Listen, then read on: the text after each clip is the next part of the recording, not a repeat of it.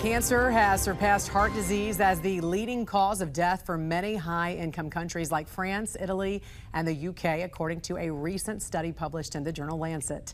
Joining us now to discuss is IMA Senior Fellow and expert in functional and integrative medicine, specializing in innovative approaches to cancer pre-screening, Dr. J.P. Saleeby. Good morning to you, sir. Thanks for joining us here. Good morning, Jan. You know, one of the reasons for this increase I was reading is because high-income countries do tend to have, of course, older populations, and of course, cancer is more common with age. Also, cancer screenings can be confusing and even intimidating for many people. So what's the single most important thing you wish every person understood about cancer screenings? Well, it's kind of complicated, and it's very personalized, and there's a lot of precision medicine involved. So in my practice, I spend an exorbitant amount of time educating the patient. So it's not a one-size-fits-all cookie-cutter process, as mainstream medicine tends to do so with like mammography, colonoscopy.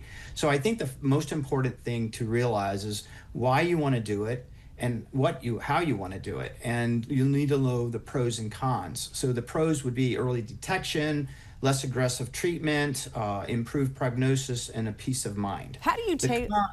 Sure. I just very quickly, how do you tailor cancer screening recommendations for patients who might be high risk but want to avoid unnecessary radiation or invasive procedures? Right, so it could be, again, very personalized. You do a very good history and physical exam, you do an inventory of social and family history, and then you use select biomarkers like vitamin D levels, homocysteine levels. You look at certain biomarkers of inflammation. This will all raise the risk of certain cancers. So that's a starting point. When you talk about vitamin D, this is very important. I think this is interesting. So have you seen a correlation between low levels of vitamin D and more incidences of cancer?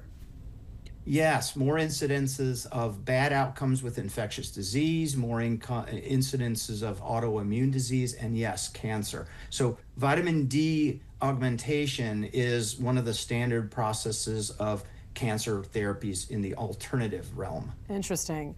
And why is that? And what's the best way to get vitamin D, do you think? Well, you know, sun exposure is one way, and then supplementation with vitamin D3, K2, for example, from a very good supplement company is the other way. When it comes to breast cancer, mammograms, as we know, have long been the standard there, but they don't come without their downsides. So what are the drawbacks of mammograms, and are ultrasounds or MRIs better, do you think? Yeah, so mammograms have been sort of the standard of care. That's the narrative. Women should get it every year after they are 50 and older, to about 74. And nobody ever questioned that. It was like, you know, that's the gospel. But there are better ways. So mammography downside is there's compression. You press the breasts on the plates. That's microtrauma. That increases risk for cancer cells. You also have the ionizing radiation. That we know radiation increases cancer. So mammography, especially cumulative, year after year, can add to a woman's risk for developing breast cancer. MRI, on the other hand, is a little bit more expensive. It is safer because there's no ionizing radiation. It can tend to overdiagnose because it's more sensitive. Ultrasound is maybe less sensitive, but again, no radiation, very affordable, and that's my go-to, is ultrasound of the breast first as a screening test. Why isn't that the go-to then? Why aren't we doing more ultrasounds for breast cancer screenings? Well, that's very interesting. In Europe, I think MRI supersedes mammography. They've embraced it over there. Like I said, it's more expensive. I think it's the system we're in. The allopathic system, system-based medicine, have always put mammograms first, and they're not even questioning it. They're not even critical thinking about the alternatives. They're just, you know, carte blanche, it's mammograms. Yeah, like you said, one size fits all does not actually fit all, obviously. Very quickly, there's been talk about these turbo cancers. What are they, and what should Americans know when it comes to detection and treatment? Right, so the term turbo cancer is very controversial. Mainstream medicine doesn't really agree that it's a real term. It's in the folks in my circle, like with the IMA, the Independent Medical Alliance, and we think that there's a correlation, there's a common denominator between turbo cancers and the mRNA vaccines. This term arose on social media and in certain forums and podcasts in 2022.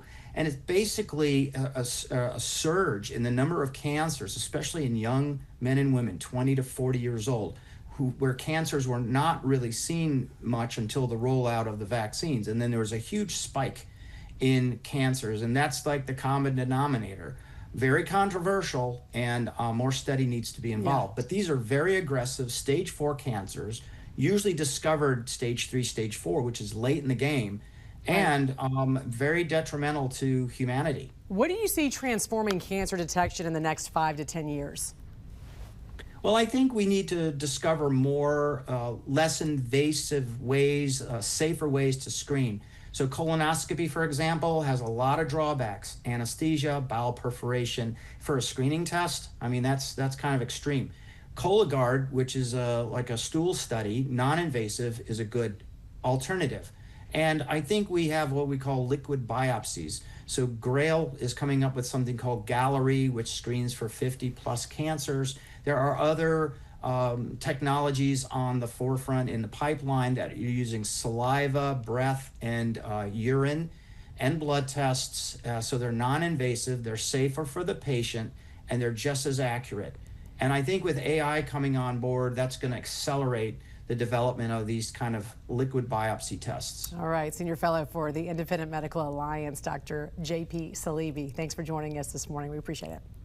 Thank you, Jen.